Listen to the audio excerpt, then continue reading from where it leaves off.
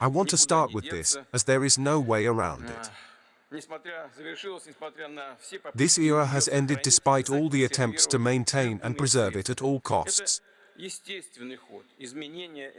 Change is a natural process of history, as it is difficult to reconcile the diversity of civilizations and the richness of cultures on the planet with political, economic, or other stereotypes. These do not work here. They are imposed by one center in a rough and no-compromise manner. The flaw is in the concept itself, as the concept says there is one, albeit strong, power with a limited circle of close allies, or as they say, countries with granted access, and all business practices and international relations, when it is convenient, are interpreted solely in the interests of this power. They essentially work in one direction in a zero-sum game. A world built on a doctrine of this kind is definitely unstable. After declaring victory in the Cold War, the United States proclaimed itself to be God's messenger on earth, without any obligations and only interests which were declared sacred.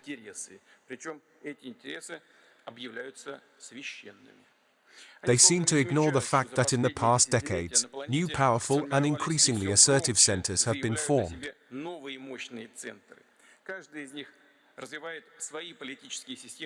Each of them develops its own political system and public institutions according to its own model of economic growth and, naturally, has the right to protect them and to secure national sovereignty. These are objective processes and genuinely revolutionary tectonic shifts in geopolitics, the global economy and technology, in the entire system of international relations, where the role of dynamic and potentially strong countries and regions is substantially growing.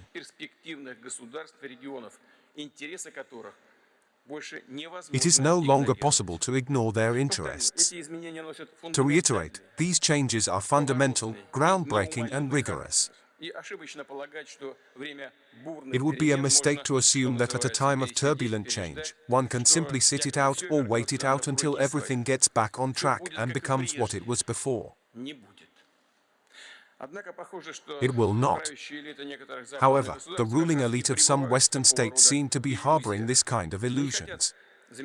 They refuse to notice obvious things, stubbornly clinging to the shadows of the past. For example, they seem to believe that the dominance of the West in global politics and the economy is an unchanging, eternal value. Nothing lasts forever. Our colleagues are not just denying reality. More than that, they are trying to reverse the course of history. They seem to think in terms of the past century. They are still influenced by their own misconceptions about countries outside the so-called golden billion. They consider everything a backwater, or their backyard. They still treat them like colonies, and the people living there, like second-class people, because they consider themselves exceptional. If they are exceptional, that means everyone else is second-rate. Thereby, the irrepressible urge to punish, to economically crush anyone who does not fit with the mainstream, does not want to blindly obey. Moreover, they crudely and shamelessly impose their ethics, their views on culture and ideas about history, sometimes questioning the sovereignty and integrity of states, and threatening their very existence. Suffice it to recall what happened in Yugoslavia, Syria, Libya, and Iraq.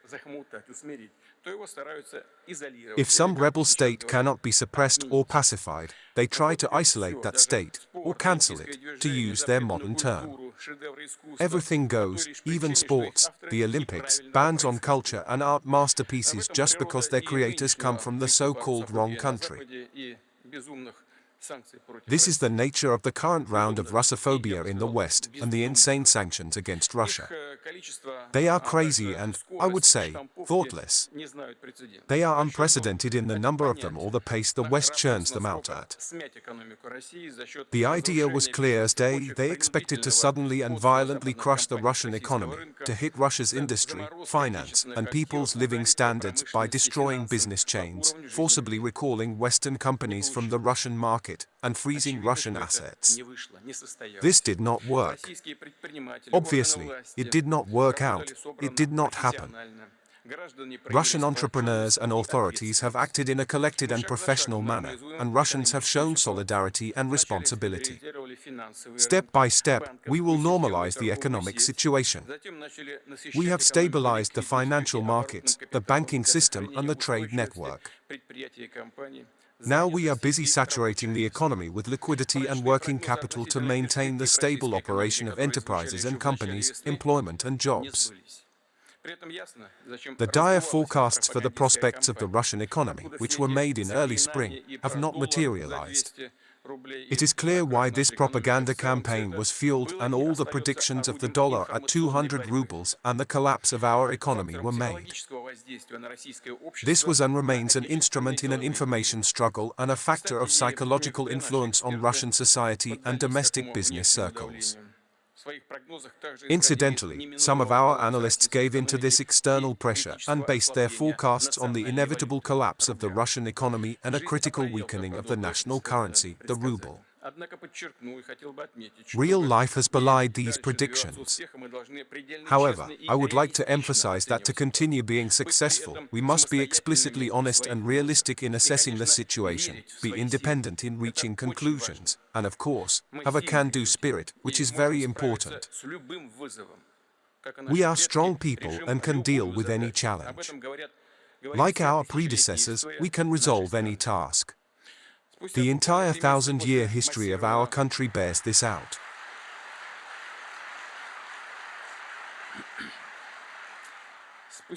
Within just 3 months of the massive package of sanctions, we have suppressed inflation rate spikes. As you know, after peaking at 17.8%, inflation now stands at 16.7% and continues dropping. This economic dynamic is being stabilized, and state finances are now sustainable. Dear colleagues, once again, the economic blitzkrieg against Russia was doomed to fail from the beginning. Sanctions as a weapon have proved in recent years to be a double-edged sword, damaging their advocates and architects just as much, if not more.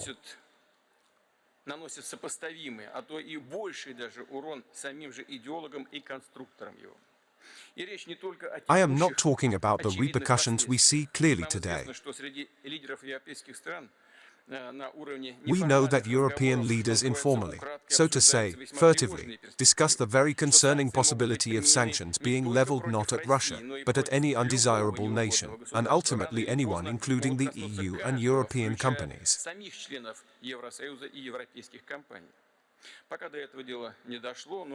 So far this is not the case, but European politicians have already dealt their economies a serious blow all by themselves. We see social and economic problems worsening in Europe, and in the US as well, food, electricity and fuel prices rising, with quality of life in Europe falling and companies losing their market edge.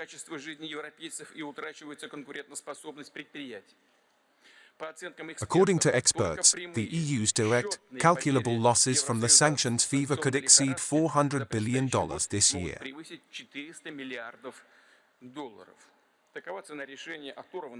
This is the price of the decisions that are far removed from reality and contradict common sense. These outlays fall directly on the shoulders of people and companies in the EU. The inflation rate in some Eurozone countries has exceeded 20%. I mentioned inflation in Russia, but the Eurozone countries are not conducting special military operations, yet the inflation rate in some of them has reached 20%. Inflation in the United States is also unacceptable, the highest in the past 40 years. Of course, inflation in Russia is also in the double digits so far. However, we have adjusted social benefits and pensions to inflation and increased the minimum and subsistence wages, thereby protecting the most vulnerable groups of the population. At the same time, high interest rates have helped people keep their savings in the Russian banking system. Business people know, of course, that a high key rate clearly slows economic development. But it is a boon for the people in most cases. They have reinvested a substantial amount of money in banks due to higher interest rates. This is our main difference from the EU countries, where rising inflation is directly reducing the real incomes of the people and eating up their savings, and the current manifestations of the crisis are affecting, above all, low-income groups.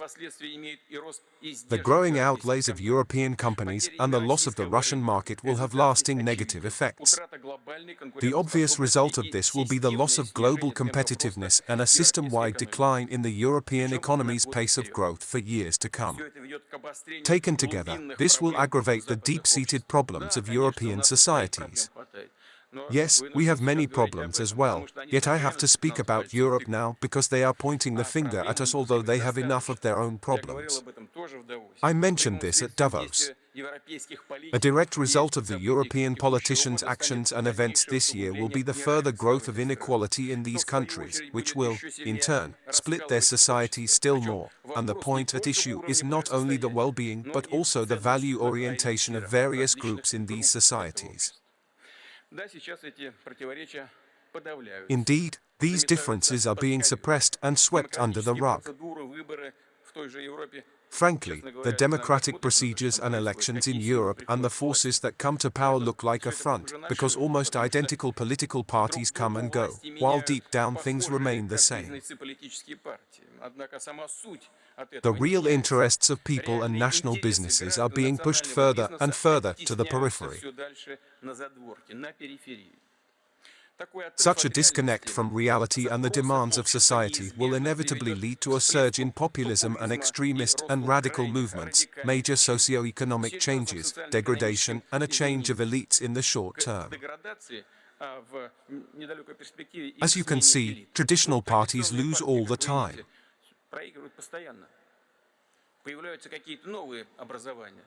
New entities are coming to the surface, but they have little chance for survival if they are not much different from the existing ones.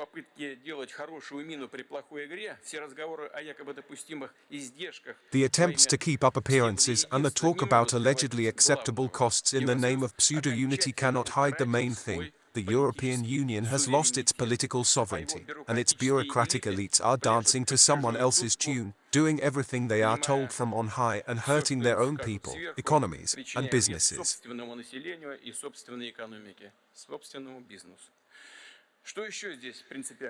There are other critically important matters here.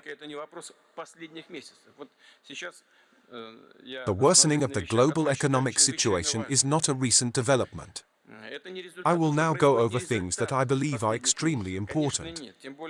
What is happening now does not stem from what happened during recent months, of course not. Moreover, it is not the result of the special military operation carried out by Russia in Donbass. Saying so is an unconcealed, deliberate distortion of the facts. Surging inflation in product and commodity markets had become a fact of life long before the events of this year. The world has been driven into this situation, little by little, by many years of irresponsible macroeconomic policies pursued by the G7 countries, including uncontrolled emission and accumulation of unsecured debt.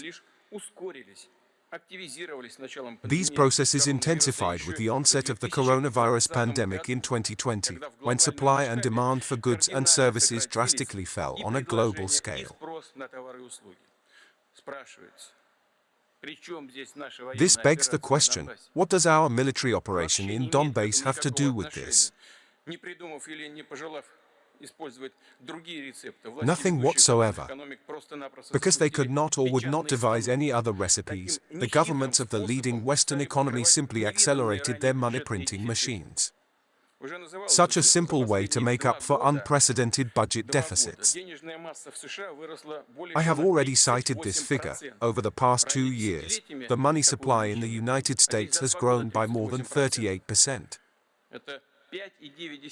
Previously, a similar rise took decades, but now it grew by 38% or $5.9 trillion in 2 years. By comparison, only a few countries have a bigger gross domestic product. The EU's money supply has also increased dramatically over this period. It grew by about 20%, or 2.5 trillion euros.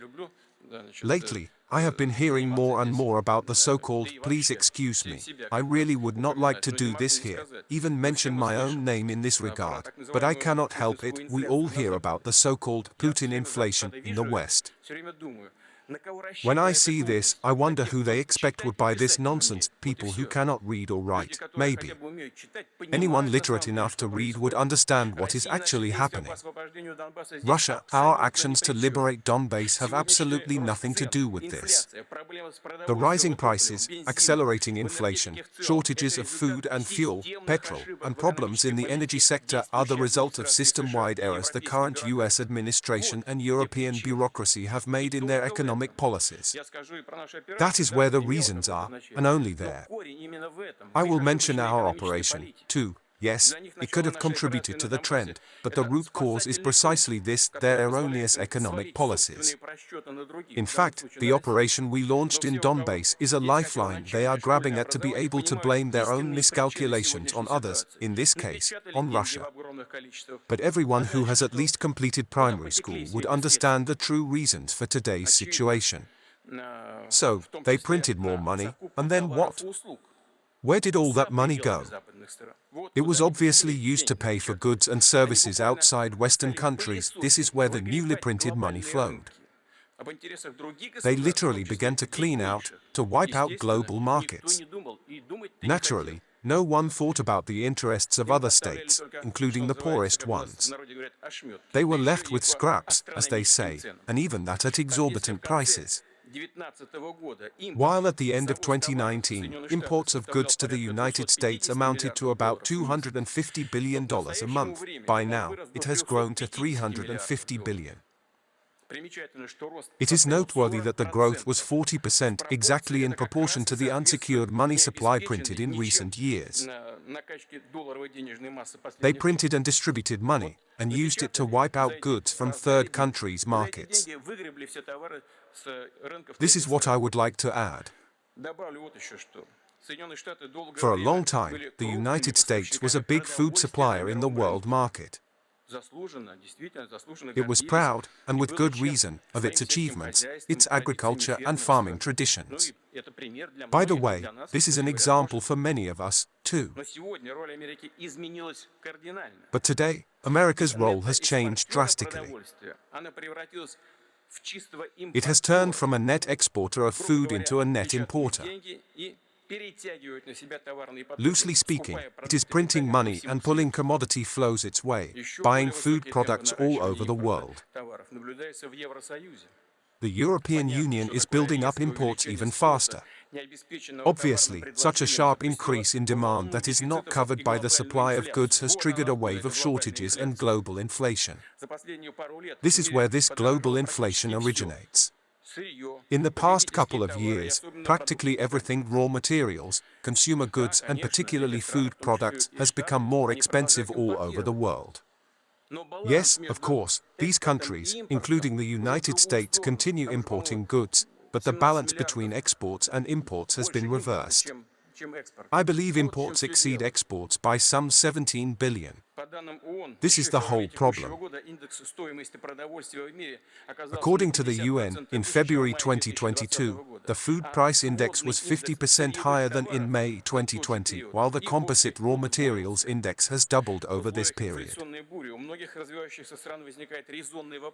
Under the cloud of inflation, many developing nations are asking a good question: why exchange goods for dollars and euros that are losing value right before our eyes? The conclusion suggests itself: the economy of mythical entities is inevitably being replaced by the economy of real values and assets. According to the IMF, global currency reserves are at $7.1 trillion and 2.5 trillion euros now. These reserves are devalued at an annual rate of about 8%. Moreover, they can be confiscated or stolen any time if the United States dislikes something in the policy of the states involved. I think this has become a very real threat for many countries that keep their gold and foreign exchange reserves in these currencies. According to analyst estimates, and this is an objective analysis, a conversion of global reserves will begin just because there is no room for them with such shortages. They will be converted from weakening currencies into real resources like food, energy commodities, and other raw materials. Other countries will be doing this, of course. Obviously, this process will further fuel global dollar inflation. As for Europe, their failed energy policy, blindly staking everything on renewables and spot supplies of natural gas, which have caused energy price increases since the third quarter of last year again, long before the operation in Donbass, have also exacerbated price hikes. We have absolutely nothing to do with this. It was due to their own actions that prices have gone through the roof. And now they are once again looking for somebody to blame.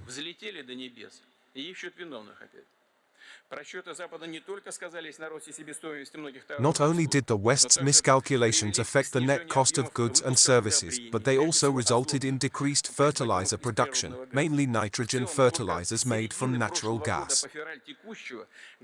Overall, global fertilizer prices have jumped by over 70% from mid-2021 through February 2022. Unfortunately, there are currently no conditions that can overcome these pricing trends. On the contrary, aggravated by obstacles to the operation of Russian and Belarusian fertilizer producers and disrupted supply logistics, this situation is approaching a deadlock. It is not difficult to foresee coming developments. A shortage of fertilizer means a lower harvest and a higher risk of an undersupplied global food market. Prices will go even higher, which could lead to hunger in the poorest countries.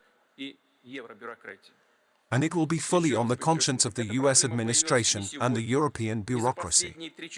I want to emphasize once again, this problem did not arise today or in the past 3 or 4 months. And certainly, it is not Russia's fault as some demagogues try to declare, shifting the responsibility for the current state of affairs in the world economy to our country.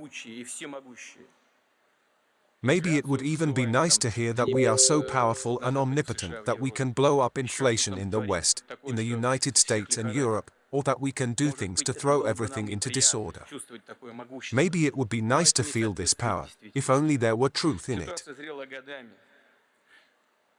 This situation has been brewing for years, spurred by the short-sighted actions of those who are used to solving their problems at somebody else's expense and who have relied and still rely on the mechanism of financial emission to outbid and draw trade flows, thus escalating deficits and provoking humanitarian disasters in certain regions of the world.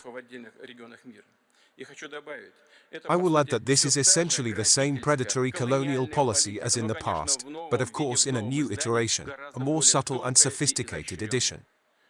You might not even recognize it at first. The current priority of the international community is to increase food deliveries to the global market, notably, to satisfy the requirements of the countries that need food most of all, while ensuring its domestic food security and supplying the domestic market. Russia is also able to scale up its food and fertilizer exports. For example, our grain exports in the next season can be increased to 50 million tons. As a priority, we will supply the countries that need food most of all, where the number of starving people could increase, first of all, African countries and the Middle East. At the same time, there will be problems there, and not through our fault either. Yes, on paper Russian grain, food and fertilizers. Incidentally, the Americans have adopted sanctions on our fertilizers, and the Europeans followed suit. Later, the Americans lifted them because they saw what this could lead to. But the Europeans have not backed off. Their bureaucracy is as slow as a flour mill in the 18th century. In other words, everyone knows that they have done a stupid thing, but they find it difficult to retrace their steps for bureaucratic reasons. As I have said, Russia is ready to contribute to balancing global markets of agricultural products, and we see that our UN colleagues, who are aware of the scale of the global food problem, are ready for dialogue. We could talk about creating normal logistical, financial and transport conditions for increasing Russian food and fertilizer exports. As for Ukrainian food supplies to global markets, I have to mention this because of numerous speculations. We are not hindering them. They can do it. We did not mine the Black Sea ports of Ukraine. They can clear the mines and resume food exports. We will ensure the safe navigation of civilian vessels. No problem. But what are we talking about? According to the U.S. Department of Agriculture, the matter concerns 6 million tons of wheat. We estimate it at 5 million tons and 7 million tons of maize. This is it, altogether. Since global production of wheat stands at 800 million tons, 5 million tons make little difference for the global market, as you can see. Anyway, Ukrainian grain can be exported, and not only via Black Sea ports. Another route is via Belarus, which is, incidentally, the cheapest way. Or via Poland or Romania, whichever you prefer. In fact, there are 5 or 6 export routes. The problem is not with us, the problem is with the adequacy of the people in control in Kiev. They can decide what to do, and, at least in this particular case, they should not take their lead from their foreign bosses, their masters across the ocean. But there is also the risk that grain will be used as payment for arms deliveries. This would be regrettable. Friends, once again, the world is going through an era of drastic change. International institutions are breaking down and faltering. Security guarantees are being devalued. The West has made a point of refusing to honor its earlier commitments. It has simply been impossible to reach any new agreements with them. Given these circumstances and against the backdrop of mounting risks and threats, Russia was forced to go ahead with the special military operation. It was a difficult but necessary decision, and we were forced to make it. This was the decision of a sovereign country, which has unconditional right to uphold its security, which is based on the UN Charter. This decision was aimed at protecting our people and the residents of the People's Republics of Donbass who for 8 long years were subjected to genocide by the Kiev regime and the neo-Nazis who enjoyed the full protection of the West. The West not only sought to implement an anti-Russia scenario, but also engaged in the active military development of Ukrainian territory, flooding Ukraine with weapons and military advisors. And it continues to do so now. Frankly, no one is paying any attention to the economy or well-being of the people living there. They just do not care about it at all, but they have never spared money to create a NATO foothold in the east that is directed against Russia and to cultivate aggression, hatred and Russophobia.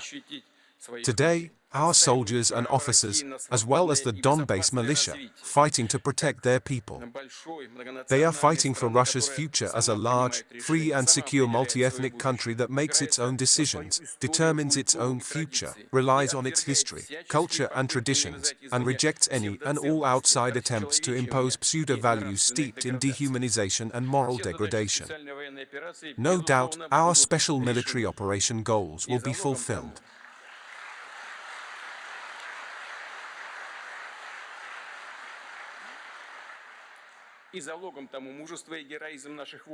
The key to this is the courage and heroism of our soldiers, consolidated Russian society, whose support gives strength and confidence to the Russian army and navy and a deep understanding of the truth and historical justice of our cause, which is to build and strengthen Russia as a strong sovereign power. My point is that sovereignty cannot be segmented or fragmented in the 21st century. The components of sovereignty are equally important, and they reinvigorate and complement each other. So, what matters to us is not only the defense of our political sovereignty and national identity, but also strengthening everything that determines our country's economic, financial, professional and technological independence. The very structure of Western sanctions rested on the false premise that economically Russia is not sovereign and is critically vulnerable. They got so carried away spreading the myth of Russia's backwardness and its weak positions in the global economy and trade that apparently they started believing it themselves. While planning their economic blitzkrieg, they did not notice, simply ignored the real facts of how much our country had changed in the past few years. These changes are the result of our planned efforts to create a sustainable macroeconomic structure, ensure food security, implement import substitution programs, and create our own payment system, to name a few. Of course, sanction restrictions created many challenges for the country. Some companies continue having problems with spare parts. Our companies have lost access to many technological solutions. Logistics are in disarray. But, on the other hand, all this opens up new opportunities for us. We often talk about this, but it really is so. All this is an impetus to build an economy with full rather than partial technological, production, human and scientific potential and sovereignty. Naturally, it is impossible to resolve such a comprehensive challenge instantly. It is necessary to continue working systematically with an eye to the future. This is exactly what Russia is doing by implementing its long-term plans for the development of branches of the economy and strengthening the social sphere. The current trials are merely resulting in adjustments and modifications of the plans without changing their strategic orientation. Today, I would like to talk about the key principles on which our country, our economy will develop. The first principle is openness. Genuinely sovereign states are always interested in equal partnership and in contributing to global development.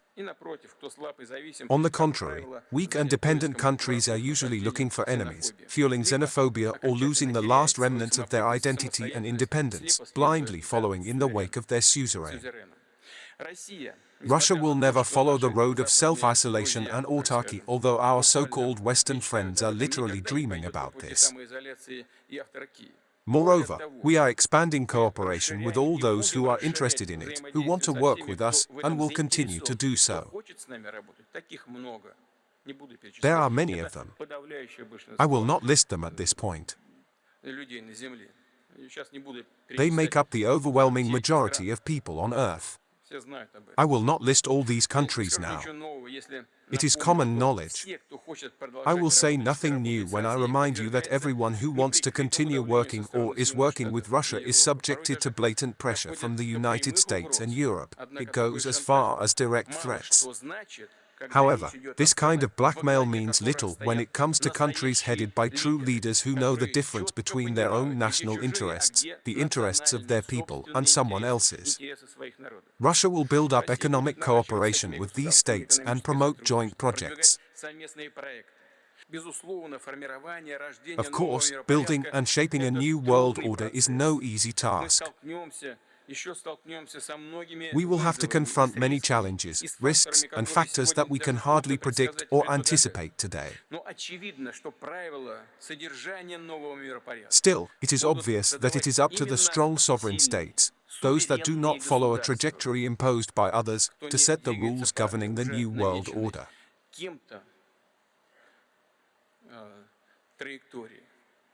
Only powerful and sovereign states can have their say in this emerging world order. Otherwise, they are doomed to become or remain colonies devoid of any rights.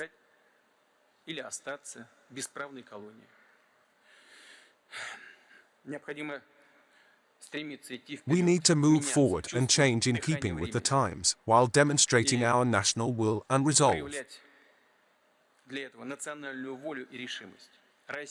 Russia enters this nascent era as a powerful sovereign nation. We will definitely use the new immense opportunities that are opening up for us in this day and age in order to become even stronger. Thank you for your attention. Thanks for watching. If you like our info, subscribe to channel and watch the next video.